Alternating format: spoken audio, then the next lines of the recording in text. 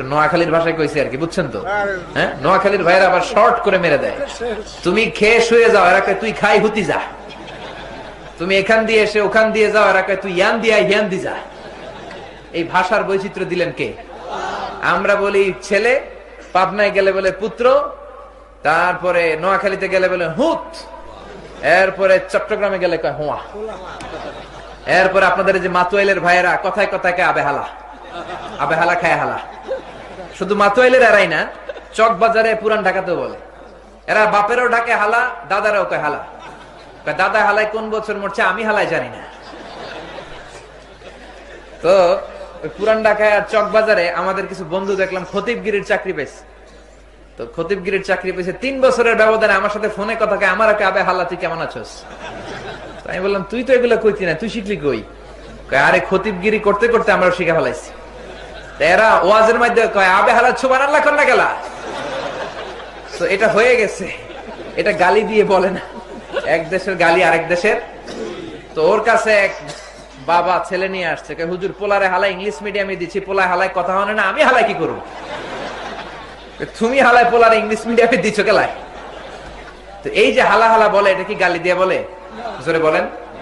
তাবলীগের ভাইদের একটা ভালো অভ্যাস আছে, সবারে বয়ান শিখায়, কারণ সবারই তো দাওয়াত দিতে হবে, কারণ ঠিক কিনা? তো একজনের বয়ান করতে দিছে, আমি হালাই কি বয়ান করুম, কিছু পারি না। কয় করেন একটু, কয় শোনেন শোনেন, আল্লাহ হালাই কোরআন পাঠাইছে নবীর উপরে, নবী হালায় সাহাবাগের মধ্যে বয়ান দিয়ে গেছে, এর লাগি আমরাও হালায় বয়ান দিয়ে যাইতেছি হালায়। ও মিয়া, এক দেশের গালি আরেক দেশের, এক দেশের বুলি আরেক দেশের। আপনারা বাকরখানির রুটি খাইছেন নি?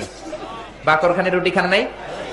এই পুরান ঢাকাতে দুধ চা দিয়ে খাইতে হয়, এটা রং চা দিয়ে খায় না, দুধ চা দিয়ে চুবাই চুবাই খায়, খুব ভাল লাগে।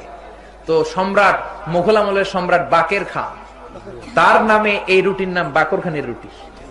তো পাবনার এক লোক ভাবলো এই বাকরখানির রুটির নাম এত শুনলাম, ঢাকায় গেলে বাকরখানির রুটি খাবো।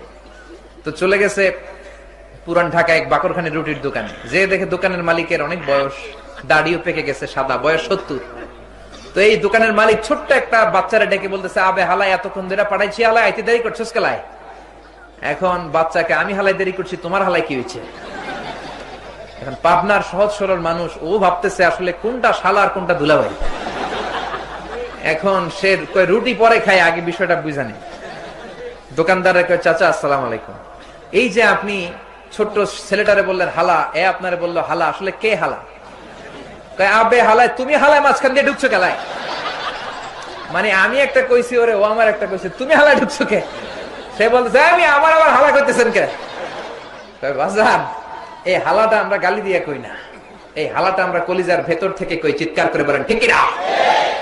এই জন্য মাতৃভাষার সৌন্দর্য আল্লাহ কোরআনের মধ্যেও বললেন, আলাম নাজআল লাহু আইনাইনি ওয়া লিসানান ওয়া শাফাতাইনি ওয়া হাদাইনাহুন নাজদাইন। আমি কি জিহ্বা দেই নাই?